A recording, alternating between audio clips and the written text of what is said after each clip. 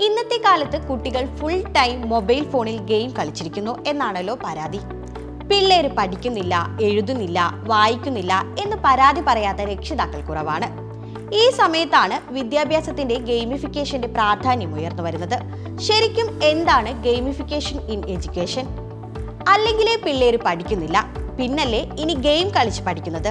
Net ചുളിക്കാൻ വരട്ടെ. പരമ്പരാഗത അധ്യാപന രീതികളെ പുനർനിർമ്മിക്കുന്ന ഒന്നാണ് ഗെയിമിഫിക്കേഷൻ.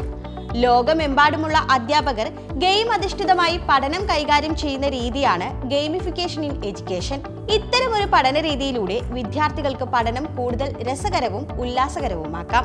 അതായത് വിദ്യാർത്ഥികളെ പ്രചോദിപ്പിക്കാനും പഠനത്തിൽ താല്പര്യം ഉണ്ടാക്കുകയുമാണ് ഗെയിമിഫിക്കേഷന്റെ പ്രാഥമിക നേട്ടം. വിദ്യാർത്ഥികളെ വ്യക്തിഗതമായി സമീപിക്കുകയും അവരുടെ ആവശ്യങ്ങളെ മനസ്സിലാക്കാനും ഗെയിമിഫിക്കേഷൻ വഴി അധ്യാപകരെ പ്രാപ്തരാക്കുന്നു. വിവിധ ഗെയിം അധിഷ്ഠിത പ്രവർത്തനങ്ങളും പാഠ്യവിഷയങ്ങളുമായി സംയോജിപ്പിക്കുന്നതിലൂടെ അധ്യാപകർക്ക് ഓരോ വിദ്യാർത്ഥികളുടെയും കഴിവുകളെയും മെച്ചപ്പെടുത്താനാകും. ഈ സമീപനം വിദ്യാർത്ഥികളെ അവരുടെ പഠനത്തിൽ കൂടുതൽ മികവുറ്റതാക്കാൻ സഹായിക്കും. കൂടാതെ ടീം വർക്കിലൂടെയും ഫലപ്രദമായ ആശയവിനിമയത്തിലൂടെയും ഗെയിമിഫിക്കേഷൻ നല്ലൊരു പഠനാന്തരീക്ഷം സൃഷ്ടിക്കും. വിദ്യാഭ്യാസത്തിന്റെ ഗെയിമിഫിക്കേഷൻ സാധ്യതകൾ വളരെ വലുതാണെങ്കിലും അത് നടപ്പാക്കുന്നതിനുള്ള വെല്ലുവിളികൾ ഏറെയാണ്. എന്നാൽ സാങ്കേതിക വിദ്യ പരമ്പരാഗതമായ അധ്യാപന രീതികളെ തടസ്സപ്പെടുത്തുമ്പോൾ വിദ്യാർത്ഥികളുടെ പഠനം മെച്ചപ്പെടുത്തുന്നതിനുള്ള ശക്തമായ ഉപകരണമായി മാറുകയാണ് ഗെയിമിഫിക്കേഷൻ.